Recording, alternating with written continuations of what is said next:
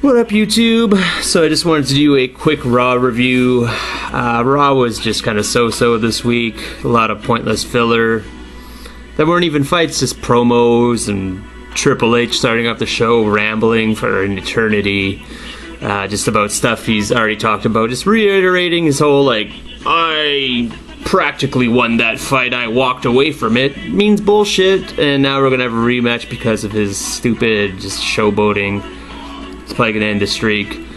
Johnny Laurinaitis, I really hope Johnny Laurinaitis keeps his job. He's a funny guy, he's mixing it up, pissing off wrestlers and stuff.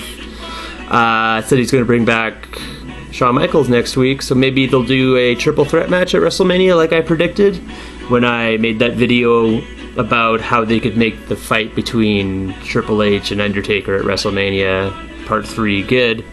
Triple threat match, or handicap match even. Shawn Michaels, Triple H, Undertaker. Might happen. Johnny said he'll bring the Heartbreak Kid back next week. Yippee! One of the highlights of the show was the Chris Jericho promo. He came out and just berated the other contestants in the Elimination Chamber, calling them all copycats and wannabes. He called out Kofi Kingston, saying back when Chris Jericho was in his heyday, he was doing new and innovative moves, and Kofi Kingston is doing that now and is copying him. But I don't think that's really makes sense, because if you're doing new moves, you're not really copying. As long as you're not doing the same moves as you, Chris Jericho, it's not doing the same thing at all. You're doing new things, and I think wrestlers should aspire to bring new, entertaining, high-flying moves, holds, whatever. But he called out Ziggler, saying, Chris, Dolph, you come out with Vicky Guerrero. I used to walk to the ring with Stephanie McMahon. R-Truth says, what's up? I used to say, shut up. It's not really the same thing either. Did a good spot on The Miz, though, and he's saying Miz comes out in his suit and tie. There's a little, I just sucked on a lemon face, whatever face he said, grumpy face. And Chris Jericho does do that exact same thing, which made me think that a feud between Miz and Chris Jericho might be kind of awesome to see, too. Anyway, all these guys are in a big match at the end. It's a six-way, three-way thing, whatever. A six-way elimination match. I don't know. Looked like R-Truth might have got hurt a little. I really hope he didn't. I really enjoy R-Truth. It makes me laugh. Really like everyone in that, actually. I think Dolph Ziggler might be the one I like the least out of the six. He's just the most plain Jane. But anyway, Y2J had that good promo that I was talking about before. Started using Chris Jericho words like, charlatans and whatever other things are in his vocabulary. Anyway, good things about the show. Not a lot of John Cena besides that stupid John Cena promo. He's just there with a NASCAR driver. Didn't fight. On and off the screen. Zip, zam, boom, bye. See ya. No Brodus Clay match. No boring I squashed a jobber.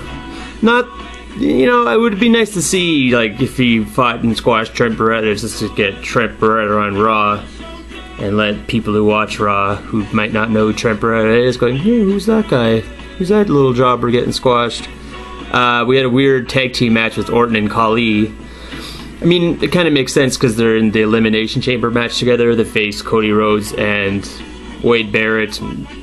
Randy Orton teamed up with Khali and was just being a dick to him the whole time, and Khali was being a dick back. They're doing that hard tags, or Randy Orton just slap him on his chest and get him in the match. Khali reciprocated. Got kind of comedic. Happy Khali got the win, even though Khali, it's really sad. He's a really big guy, but he can't really wrestle. He's got a cool look, but he's got nothing to bring, really. No charisma. Just kind of like a big goon, useless, really. But he got the win, and then he got RKO'd. Way to go, Randy Orton. You won the fight. Just kill myself watching you all the time. We got a lame Sheamus match where he just squashes David Otunga, who wasn't even ready to fight. He's just out there wearing his little Argyle sweater with bow tie thing and got beat up by Sheamus. Congratulations. We got a terrible match between Big Show and Daniel Bryan. They were fighting, it wasn't all that good. And then Big Show almost runs over AJ, who is so stupid that she's outside again. She almost got crushed into the steel steps. And then Daniel Bryan walks her away, gets counted out. Big Show wins, so way to go. Why doesn't he just punch him in the face, do that weapon of mass destruction knockout gay punch he does? I don't know. But anyway, I hope Johnny Laurinaitis does not get fired tomorrow.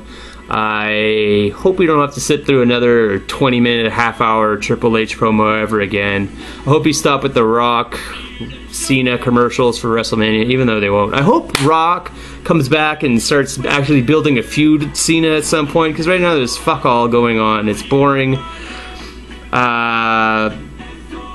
Happy there was no Brodus Clay. Oh yeah, just one more thing. There was no Jack Swagger, the U.S. champion again. Is that because Ryder's kayfabe hurt? Ryder's out, so we have nothing for Swagger to do.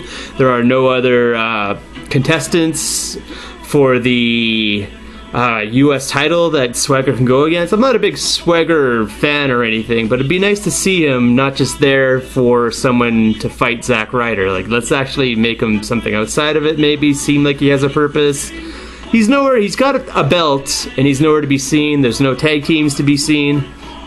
There are official tag teams outside Orton and Khali. But yeah, a lot of filler. We had to watch an Undertaker promo twice, because when Triple H was doing his tirade, we played an Undertaker sitting in a room watching his WrestleMania match on a bunch of screens as a response, and then they played it again in case we didn't catch it the first time. I'm all for an Undertaker promo one time, 2 times, and it's exactly the same. What the fuck is going on?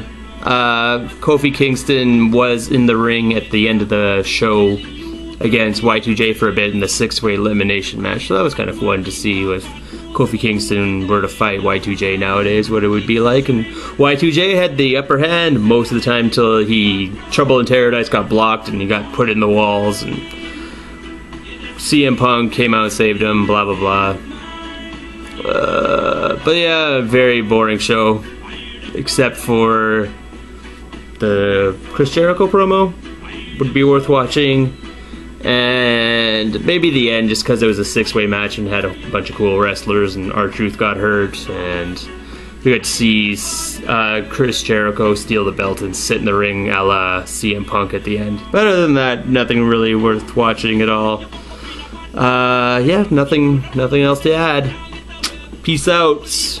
Boom, boom, boom.